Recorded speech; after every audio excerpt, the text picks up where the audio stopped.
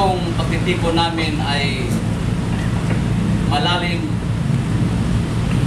hindi makakalimutan na karanasan o lugar sa aming buhay. Ang buhay o Diyos ay sa iyong kapangyarihan, sa iyong mga mata, sa iyong prosesya ay mahalaga kahit pa man ang kamatayan. Alam namin na kami ay buhay ngayon at alam namin din na lilisanin din ang mundo ito sa takdang oras at panahon batay sa iyong timetable. At wala na kaming magagawa. O Diyos, ngunit buhay kami hindi lamang sa mga iba-ibang mga trabaho, kabuhayan, kung hindi may purpose ito. May kahalagahan ito, may layunin ka sa aming buhay. Bakit buhay pa kami? At batay sa iyong mga kasulatan o sa iyong mga sulat o Biblia na ang tao ay nilikha mo upang magsamba sa iyo, upang maglingkod sa iyo, upang mahalin ka o Diyos, sambahin o anumang mga bagay na spiritual na inasam-asam mo mula sa amin. Yan ang purpose ng tao, Diyos. Hindi lamang sa mga makasariling mga panaginip, mga ambisyon sa buhay. Although hindi ito masama, pero ang masama lamang o Diyos kung ikaw ay aming talikuran, aming itakwil, ibaliwalain namin ikaw o Diyos dahil sa aming mga iba-ibang kabuhayan. O Diyos, sa hapong ito, ang iyong Espiritu Santo ang maging kausap namin sa aming diwa, sa aming espiritu, sa aming puso, sa aming damdamin, sa aming isipan. Sapagkat ikaw o Diyos, ang Diyos sa lahat ng bagay. Diyos, ikaw na lumikha sa lahat ng bagay, kasama na ang tao. That's why kami dapat maging tao ng Diyos. O Panginoon, ang iyong anak, kinuha mo. Dahil sa iyo ang kamatayan ay mahalaga din. Nakapahinga ang aming kapatid, ngunit hindi siya namatay, Panginoon. Ang katawan lamang o Diyos, ngunit ang kanyang espiritu at kaluluwa, buhay na buhay o Diyos. Sapagkat ang kaluluwa at espiritu walang kamatayan, Panginoon. At bahagi ko sa tao, Diyos. At masaya siya ngayon, Ama. Nakita niya si Kristo. I believe na Christ embraced her. The angels are singing for her. Oh God, salamat sa gintong o langit na may puro ginto na masaya na siya ngayon, hindi na maramdaman ang sakit na naramdaman niya bilang tao, Diyos. Kung hindi ang kaligayahan, ang kapayapaan niya naman ay nasa kanya ngayon, O Diyos. Sapagkat ikaw ay kapayapaan, ikaw ay kaligayahan, ikaw ay pag-asa. At nakamit na ito ni Nanay Salud, Ama. Salamat po, Diyos, kaming buhay pa, Ama, aming titingnan naming buhay. Kung ano na ang maging kalagayan o maging kalagayan sa sunod na panahon. Kung ngayon na kalagayan itong panahon ito. O Panginoon, tulungan mo kami na may takot sa iyo. Tulungan mo kami na mahalin ka namin, O Diyos. Tulungan mo kami na kami ay magsamba sa iyo at maglingkod sa iyo kahit anong mangyayari. Sapagkat iwasan man namin ang kamatayan, ayaw namin makikinig sa kamatayan, ayaw namin basahin ang mga sulat sa kamatayan. Pupunta rin kami, hindi namin maiiwasan ito, Diyos, sapagkat maraming namatay mga general, maraming namatay ng mga pinakamayaman, bilyonaryo sa buong mundo, Diyos, at marami ng mga pastor na namatay at sino pa man aming kamag-anak. So, malinaw na ang kamatayan hindi pwedeng maiiwasan o iwasan man, Diyos. At sino kami? Ngunit, kung kami ay may Kristo sa buhay, ang kamatayan, sabi ni San Pablo, for to me to live is Christ and to die is gain. So, Lord, ang kamatayan ay isang profitable sa iyong harapan sapagkat ang kayamanan na totoo ay wala sa lupa, kung hindi ang kayamanan doon sa langit ay yung buhay ng walang hanggan. Sa pangalan ni Jesus. Amen. How to live? How to die? Paano mamumuhay? Paano mamatay? Syria, 100,000 ang namatay. Kasalukuyan, 100,000 ang injury, 2 million ang refugees, 4 million ang evacuees. At nakaraang araw, may namatay pa. Ang atin isa lang. Kung compare mo sa 100,000, makikita mo sa kalsada, saan, ibang-iba. So, mahirap talaga iwasan ang kamatayan. Ngunit, ang Biblia sa Romans 14, 7, 9, 11, 12 ay nagsabi na ang kamatayan ay mahalaga sa mata, sa kapangyarihan, sa presensya ng Diyos, sapagkat siya ang nagpahintulot na ang tao ay mamatay. Ngunit tayo ay buhay ngayon. Buhay tayo ngayon sapagkat God has a purpose at mahalaga rin sa Diyos. Lalo na kung ang buhay mo ay nasa Panginoon at ang Panginoon ay nasa buhay natin. You cannot live alone without God. You try, but in the end, you surrender. So ito mga kapatid, dadalhin ko kayo sa ilang punto. Maiksi, malalim, pero malawak at magpulugan. Number 1, to know, understand, and accept the fact that life is short, very, very short, that we are not everlasting on earth. This is how to live. We must know, understand, and accept the fact that life is short, very, very short, that we are not everlasting on earth. 1 Peter 1:24 sabi sa Tagalog, sapagkat ang lahat ng laman, buhay ng tao ay gaya ng damo, at ang lahat ng kanyang karangalan ay gaya ng bulaklak ng damo. Ang damo ay natutuyo at ang bulaklak ay nalalanta. Elvis Presley, milyonaryo na singer, may aeroplano, magaling na kumanta, daming pelikula, magaling na singer, sana. Michael Jackson, kilalang hanggang doon kilalang buhay, parang buhay, patay na pero buhay pa, wala na rin. John Lennon, kilalang mayaman sila, pero wala na rin. Ang kanilang kasikatan, ang kanilang karangalan, ang kanilang kayamanan, hindi nakakapigil sa kamatayan. So, tama ang Biblia. Ang tao ay isang damo lamang. James 4:14, kaya ngang hindi nakaalam ang mangyayari bukas. Ano ang inyong buhay? Kayo ngay isang singaw na sa sandaling panahon ay lumilito at pagdakay na mapawi. Magsaing ka ng kanin, may singaw. Yung sasakyan, may usok, pero pag mawala, di na babalik. Kanya din tayo mga kapatid. We are here, I am 58 years old. He is 78 years old. Pero dito sa atin, walang makaabot na 1,000 years old. Sigurado yan. Sabihin mo ako sinungaling. Sa atin, walang makakaabot ng 1,000 years old. Kahit 300. Hindi na. Pag mga doktor sabi, hindi na talaga pwede. Pwede pang 100. 250. Hindi na rin. Baka 100, pwede pa. Pero ibig sabihin, talagang damo tayo, talagang usok tayo, talagang para tayong isang singaw. Psalm 90, 10-12. Ang mag-arawan ng aming mga taon ay 70 taon. The Bible mentions the very definite edad. 70 taon, 70 years old, o kung dahil sa kalakasan ay umaabot ng 80 taon, 80 years old. Gayon may ang kanilang kapalaluan ay hirap at kapanglawan lamang sapagkat madaling napapawi at kami ay nagsisilipat. Kayo ituro mo man sa amin ang pagbilang ng aming mag-arawan upang kami ay magtamo sa amin ang pusong may karunungan. If you are wise enough, if you are intelligent enough, whether you are rich or poor, you are now 70 years old, God will add it to make it 80 years old. After that, 80 years old, mahirap na. Mahirap na yung katawan. 90, 100, wala na, sa panig ka na.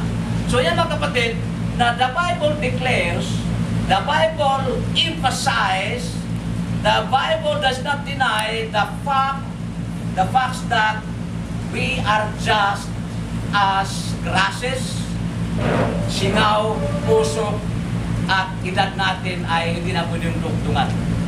So ang edad natin, Diyos pa rin ang nag-set up. Para tayong computer, ang programa nag-program. Ang computer hindi mag-program sarili niya. Mayroong programa na mag-gamit sa computer. So ang ating edad, Diyos ang mag-desisyon. Brother Ronnie, you will reach 80, so be it. That's all. So, if you reach 100, God decides it. God will give you, pero God will not allow against His power na aabot ka ng 500 years old sapagkat ano na kayong tsura sa tao ngayon. So yan mga kapatid, na To know, understand, this is the way how to live. To know, understand, and accept the fact that life is short, very, very short, that we are not everlasting on earth. Number 2 point. Learn to love and have faith in God more than self and anything else. May singer na negra, si Whitney Houston. Whitney Houston, na-research ko sa internet, she was a choir member, Baptist Church. I forgot that state sa Amerika. Very good singer. Whitney Houston, she's a very good singer. When she got his providence, nasa tuktok na, gumamit siya ng droga, naglalasing, andin sa hotel ay namatay o walang pumatay. Namatay siyang walang pumatay. Tayong tao, ako man o ikaw man, mahirap kalabanin ang Diyos. Napakahirap. Napakahirap. Hitler, Marcos, sino pa, mga matatalino, mga set, wala na rin. Ang purpose kasi ng Diyos sa atin, although marami siyang purpose, one of His purposes is to love Him, to have faith in Him. Yan ang isa sa mga purposes. Mabasa sa Luke 10:27, ito ang sinabi ni Jesucristo, iibigin mo ang Panginoon mong Diyos ng buong puso at ang buong kaluluwa mo at ang buong lakas mo at ang buong pag-isip mo at ang inyong kapwa na gaya ng iyong sarili. Ay research ni Ninoy Aquino, kasi research siya po eh. Yung bata pa si Pinoy, hindi pa presidente, yung nagluto sa state, na napulong siya. Ninoy Aquino wrote his son, love God with all your heart, with all your soul, with all your body. At din sinulat na doon sa state ng Amerika din. So, nabasa ko yan. So, Ninoy Aquino, binasa niya ang Biblia. Sapagkat he was able to quote such verse. Hindi masama mahalin ang iyong asawa. Ganon talaga yan, pagmahalan tayo. Kaibigan, ganun din. Ang masama, mahal mo yung asawa mo, mahal ang ating negosyo, trabaho, mahal ang kaibigan mo, pero wala kang pagmamahal sa Diyos. Yan ang masama. Bakit? Ano ba ang katwiran sa tao? Bakit hindi mo mahalin ng Diyos? Ano ba ang katwiran? Halimbawa, ako, Diyos. Tanungin ko si Santiago, bakit hindi mo ako mahal? Mahal mo yung asawa mo, mahal mo yung bahay mo, mahal mo lahat ng kayamanan mo, ano man. Pero ako hindi mo ako mahal. Ano kaya ang dahilan dyan? There is something wrong. Walang mali ang Diyos eh. Sapagkat we are created to love God. We are created to love God. Not to hate God, not to reject God, not to destroy our life, not to destroy the name of God. We are created to love Him more than anything else. You love your wife, husband, love God more than Him. You love your house, love God more than your house. Sapagkat lahat, iwanan mo yan. Iwanan mo ang asawa mo, iwanan mo yung husband mo, iwanan mo yung bahay mo when time comes to the end. You know what I mean? So yeah, pero when you love God, your love for God never ends. Your love for God is everlasting. Sapagkat God is everlasting. Your emotion, your heart, your faith with love God will never erase, will never disappear. Because the love of God, the eternal love of God dwells in you. Therefore, when you love God, you love God eternally. So your love for God will never disappear, will never end. So when such kind of love never ends, when you die, you go to heaven. And then Matthew 6:33, datapot hanapin ninyo ang kanyang hakarian at ang kanyang katuwiran, at ang lahat ng mga bagay nito ay pawang idaradag sa inyo. Anong ibig sabihin? Love at first sight, may ganitong salita, love at first sight. Pero hindi yan totoo, love at first sight lang eh. You are the only one I love so much. Pero pala, marami pala. During Valentine's Day yan. Wala namang tao na hindi gusto maging first. Kung ikaw naman yung matatalino sa school, gusto mo bang salutatorian o first on the board, kailangan first ka. Kung ikaw naman ay magaling na boxer, ayaw mo tatalo, talaga gusto mo, number 1, like Pacquiao. Puno ka ngayon, siguro naging ulitin, next year na, ibang chilis pa. Iba ng dating Pacquiao, wala na yun. And then, kung ikaw naman ay congressman, ay kailangan maging number 1 ka sa kongreso, sa Senado, sa buong mundo, ang number 1 bansa, US. Gagawin US pa rin, wala pang lumalabang ngayon na lulusubin ng Syria. Mayroong nag-agis-agis, pero hanggang salita na lang sila. Pero number 1 pa. Lahat tayo gustong number 1. Ang Diyos, gusto rin na number 1 siya. Anong sabi ng Biblia? Matthew 6:33, dapat hanapin muna ninyo ang kanyang kaharian. God always seek the first emotion, the first attention, the first service, the first everything that is first in your heart. God needs it. Ayaw ng Diyos maging number 2. Ayaw ng Diyos na maging number 3, number 4, number 5. Sapagkat sabi ni Kristo, you cannot serve God and mammon. You cannot serve God with another master you want to serve. God needs your focus and love, attention, whatever it is. Sapagkat God is the first one, He's the creator. Una sa lahat ng bagay, so therefore, siya ang unang-una sa lahat. And in Matthew 5:16, mapalad ang nagugutom at nangawahaw sa katwiran sapagkat sila ay bubusugin. Magpapalad ang mga pinag-usig dahil sa katwiran sapagkat kanilang harian sa langit. Ito si Nanay Salon. Alam mo, nagbabasa ko sa kanyang buhay kahit may karamdaman. Simba pa rin. Ang nag-motivate sa tao na kahit may karamdaman, nagsisimba pa rin sapagkat ang Diyos ang nag-motivate. When God motivates you, when God motivate us to worship Him, to go to church, to love Him, whatever is to serve Him at all costs, because God gives you blessings in your heart, blessings in your faith, blessings in your relationship with God, sapagkat the source of all blessings, papapala, always God. The rain, the sunshine, the earth, the house, the improved business, na profitable businesses, God has blessed it. So that's why God is always the source of all blessing, even your life, even your thinking, even your idea, even your emotion, even your God is the source, no one else. And then dito sa poem 3, to live and worship Christ as long as you are still alive on earth. Sapagkat sagan ng akin ang napapabuhay si Kristo at ang namamatay ay pakinabang. Mga kapatid, ang ating buhay ngayon ay, ang kasama na po dyan, ay dapat matuto, dapat maranasan natin, dapat gagawin natin ang pagpuri, pagsamba ni Kristo. Bakit? Si Kristo namatay sa cross dahil sa atin. Dapat tayo ipapako sa cross eh. Pero si Kristo namatay dahil sa atin. And then, nagpakamatay siya dahil sa kanyang pagmamahal sa atin. And then, nabuhay siya muli dahil sa atin. Tayo ang dahilan bakit namatay si Kristo. Bakit nais niya lahat ng mga paghihirap sa kanyang buhay pa siya. Andi nabuhay siya dahil nabuhay muli dahil sa atin.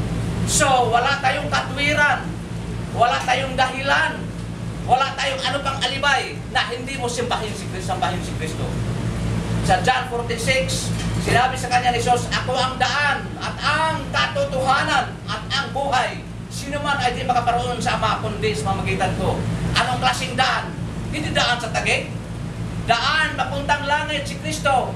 And then anong katotohanan? Katotohanan na sinulat sa Biblia na walang halong kasinungalingan. At buhay, anong klaseng buhay? Buhay walang hanggan.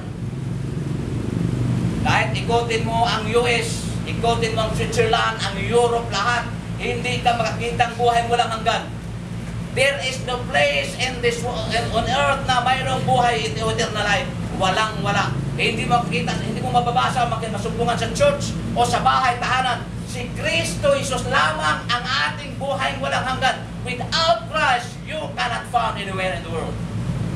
And then John 3:16, sapagkat gayon na lamang ang pagsinta ng Diyos sa sanglibutan ay binigay niya ang kanyang buktong na anak upang ang sino mang sa kanya ay sumampalataya ay huwag mapahamak kundi magkaroon ng buhay na walang hanggan. Ito na, patunayan na si Kristo ang buhay na walang hanggan. How to die. Kanina, how to live. Ngayon naman, how to die. Ang tao, psychologically, mentally, emotionally, personally, ayaw mamatay. Mayaman ka man, mahirap, that's why mayroong hospital. May mga doktor at lalapitan sapagkat ayaw nating mamatay eh. At hindi naman masama yan sapagkat that is an instinct. Instinct yan na inborn na binigay na Diyos sa atin. Pero kahit anong tanggi mo, kahit anong ayaw mo, as I said a while ago, I will die, you will die, we must die. Pero anong gagawin natin? Ano bang ibig sabihin sa Biblia, how to die? One, to die is to accept the truth that death comes unexpectedly. Yung mayaman at Lazaro, yung mayaman para nagtipon sa kanyang mga income sa bahay, sa kabalik, pero sumigaw ang Diyos, in this very hour, I will get you. Sino magmana? Wala na. So, death comes unexpectedly. Sapagkat death never says, Brad, tonight I will come into your house. No, hindi kamatayan yan. Sister, this very morning, afternoon, tomorrow, I will come to you and get you. Never. Ang kamatayan ay magnanakaw.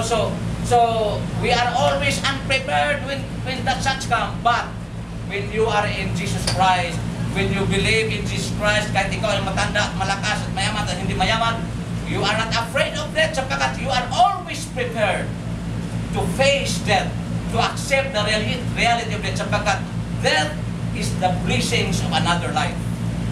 Death is the doorstep of another life. Beyond grave, there is life. So that's why si Nanay Salud, sabi ko na kanina, hindi siya namamatay. Sa mga psychologists, hindi siya namamatay. Ang katawan lamang. Pero ang tao is composed of soul, body, and spirit. Body is dead. But his soul and spirit is alive. Is alive. That's why mga psychologists na magagaling, they will not accept na man dies. No. Only the human body returns to the dust. But his soul and spirit alive. So, when we follow her, we meet her. We embrace her because we know her. And then, how to die? To die is to acknowledge that death comes to all. Daming mayayamang namatay na sa Pilipinas. Sa Amerika, mayroon din. Taiwan, China, Singapore, Holland, Switzerland, lahat. Mahirap, marami din. So, die is to acknowledge that death comes to all. So, siya ang naglilibil sa lahat ng tao, walang pili. And then 3, to die is to know that one state is unchangeable after death. Ano ibig sabihin ito?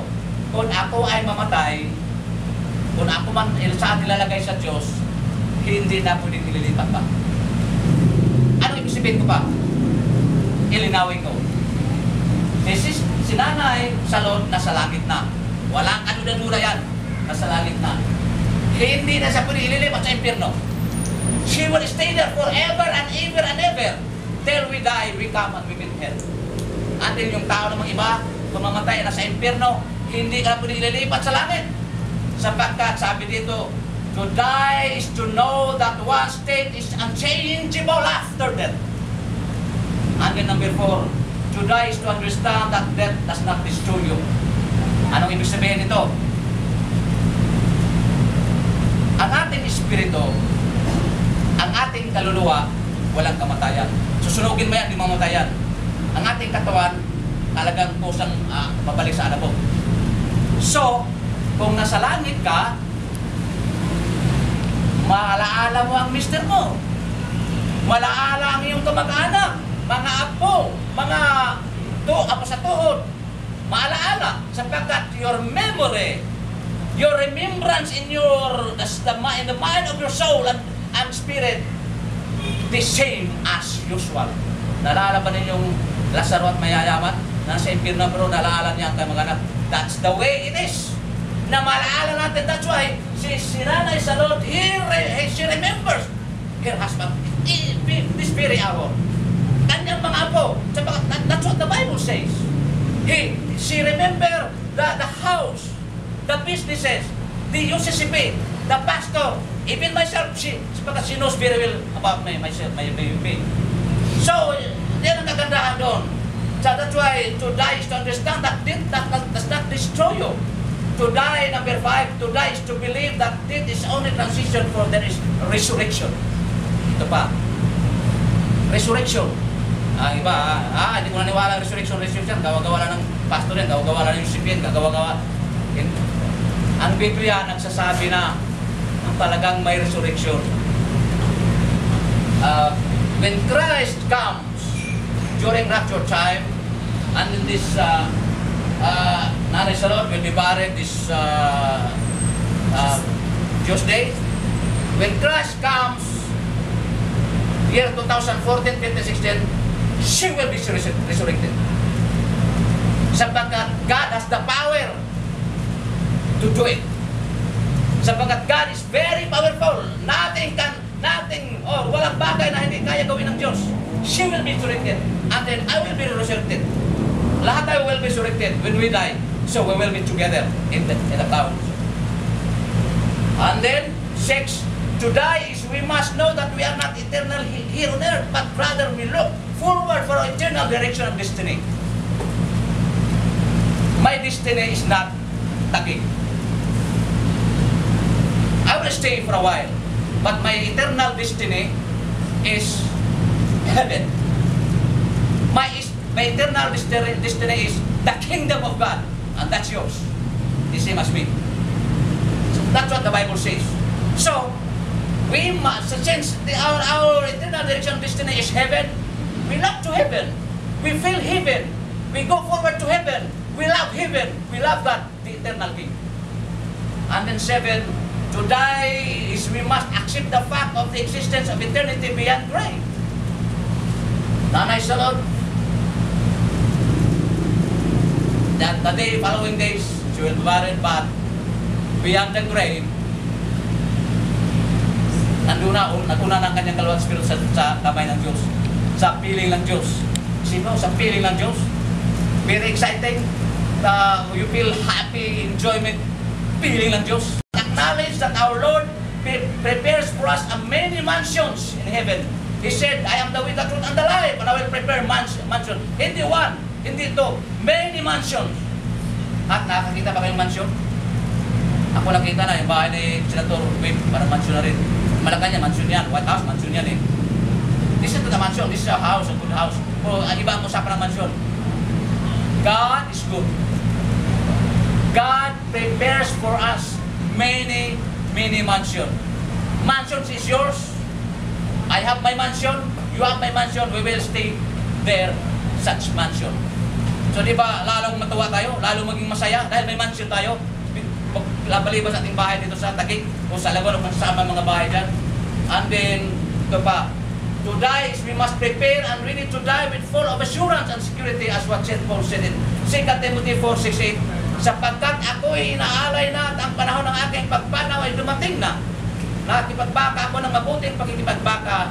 Natapos ko na ang aking takbo. Iningatan ko ang panampalataya.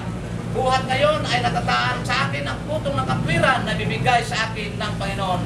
Natapat na hukom sa araw na iyon. At hindi lamang sa akin, kundi sa lahat din naman ng mga naghatag sa kanyang pagpakita.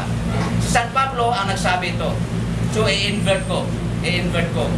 Itong salita, we assume. Si Nanay Salud ang sasalita. Kanina San Pablo. Ngayon, this very statement, and I'm assuming na si Nanay Salud ang sasalita ito. Sapagkat ako'y inaalay na at ang panahon ng aking pagpanaw ay dumating na.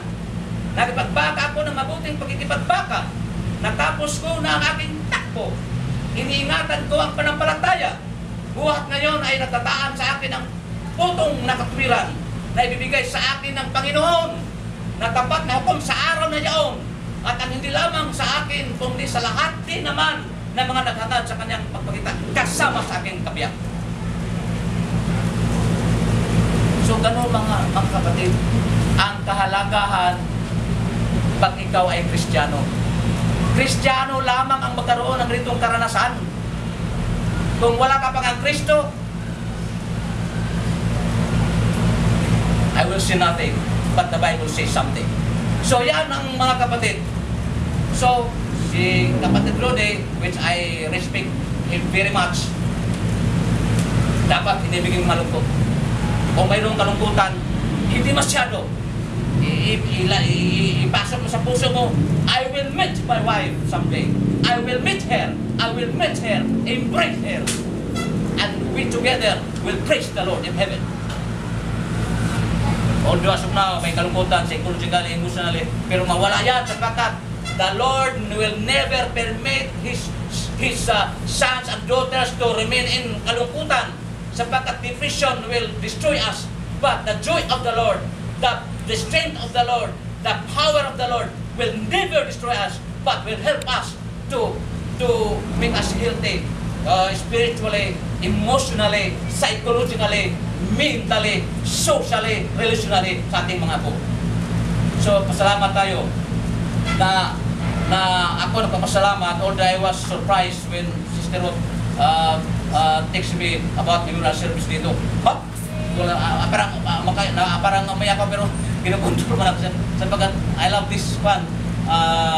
Brother Rudy at saka wife na I love him, I respect him. Pero wala lang magawa, so gano'n talaga. We will accept the reality. But tayong mga buhay na. Tayong mga apo, your lolo ay nagsamba sa Panginoon, dapat kayo magsamba din. Maglingkod din sa Diyos. Sapagkat mas maganda, mas matibay at matatag sa buong pamilya sama-sama magpuri sa Panginoon. And that is the very purpose of our God.